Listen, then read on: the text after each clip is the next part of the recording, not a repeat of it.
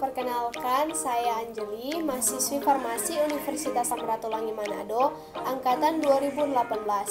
Di video kali ini, saya akan memberikan informasi tentang efek samping obat.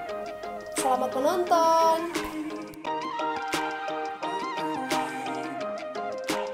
Menurut World Health Organization, efek samping obat adalah respon terhadap suatu obat yang merugikan dan tidak diinginkan dan yang terjadi pada dosis biasanya yang digunakan pada manusia untuk pencegahan, diagnosis atau terapi penyakit atau untuk modifikasi fungsi fisiologik.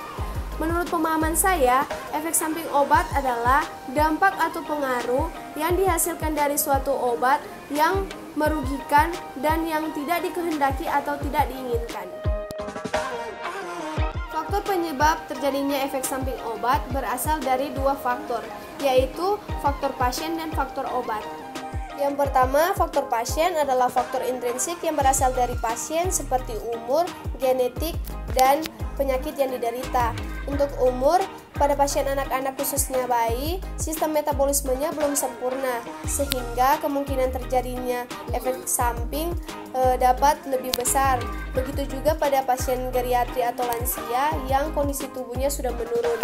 Kemudian pada faktor genetik, pada orang-orang tertentu dengan variasi atau kelainan genetik, suatu obat dapat memberikan efek farmakologi yang berlebihan sehingga menimbulkan efek samping.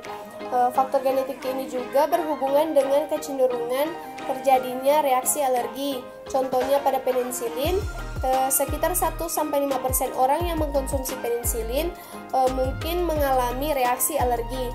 Dan untuk faktor penyakit yang diderita, pasien yang mengidap penyakit tertentu memerlukan perhatian yang khusus. Misalnya, pasien yang memiliki gangguan ginjal atau hati, karena ada beberapa obat yang dapat menyebabkan efek samping yang serius, sehingga harus dikonsultasikan pada dokter mengenai penggunaan obatnya.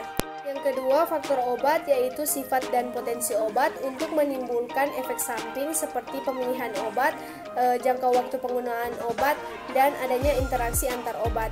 Untuk pemilihan obat, setiap obat memiliki mekanisme kerja berbeda dan tentunya efek yang berbeda pula.